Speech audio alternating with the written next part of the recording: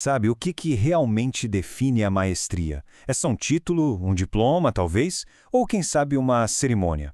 Hoje, a gente vai mergulhar num texto do Oswald Wirth, lá de 1921, para explorar uma ideia bem diferente, a de que a verdadeira maestria não é um lugar onde se chega, mas sim uma jornada, uma transformação que acontece por dentro.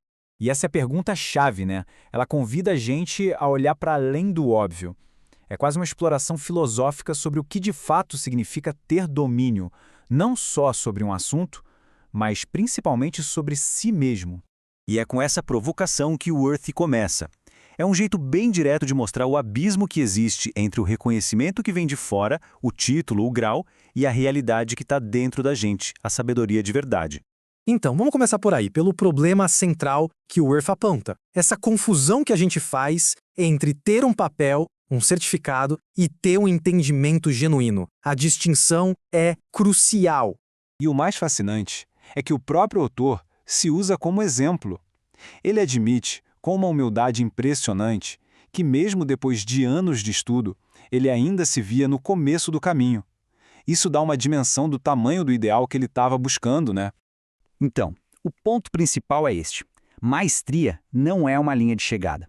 Nessa visão, é uma jornada, sabe? Uma caminhada constante, que exige esforço e perseverança. Não é um troféu para pendurar na parede. Para ilustrar essa jornada, o Worth usa uma metáfora belíssima. A passagem de um único dia, que a gente observa por 3 janelas simbólicas. Vamos começar com a primeira delas, a do amanhecer. Wirth descreve esse primeiro momento como aquela iluminação súbita, quando um conceito complicado finalmente clica. Essa luz, segundo ele, traz um entusiasmo todo juvenil, mas que muitas vezes vem com um perigoso excesso de confiança. Só que essa fase inicial tem lá suas armadilhas. Essa empolgação toda pode virar arrogância num piscar de olhos. A pessoa se sente invencível, dona da verdade, e aí acaba fazendo julgamentos precipitados, se tornando intolerante. É aquela fase de ver o mundo em preto e branco. Essa impulsividade do amanhecer, no entanto, começa a evoluir. E é aí que a gente chega na segunda janela, a maturidade do meio-dia, o ponto alto da jornada do dia. E olha só essa comparação. Ela ilustra a transformação de um jeito brilhante. A pressa dá lugar à prudência. A arrogância se transforma em humildade. A intolerância evolui para a tolerância. A pessoa para de querer só combater os erros dos outros e passa a tentar entender as coisas como elas realmente são. A metáfora aqui é muito poderosa. A luz do meio-dia, ela não faz sombra longa, sabe? Ela é direta, quase brutal na sua clareza. Ela nos força a ver as coisas de forma objetiva, sem os disfarces e as distorções que as sombras do amanhecer permitiam.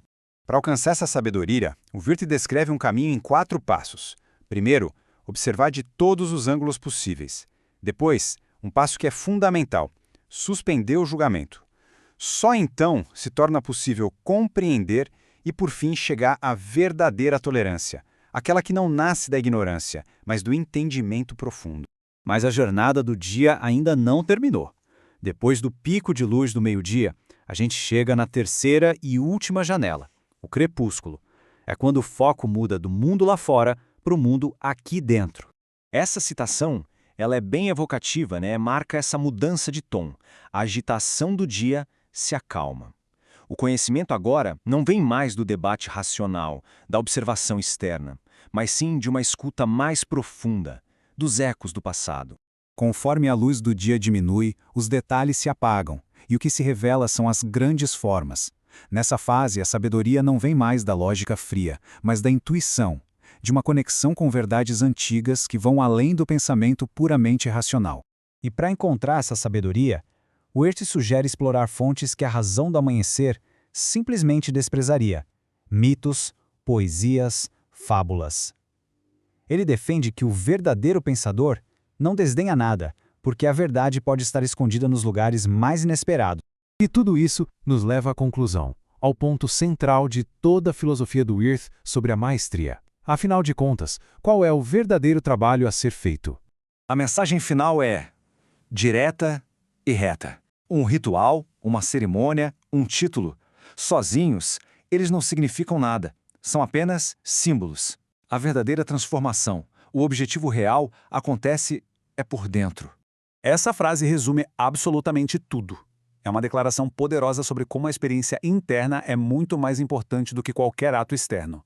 O único valor real está naquilo que é conquistado internamente. E o Jung dá um nome para esse processo, a grande obra.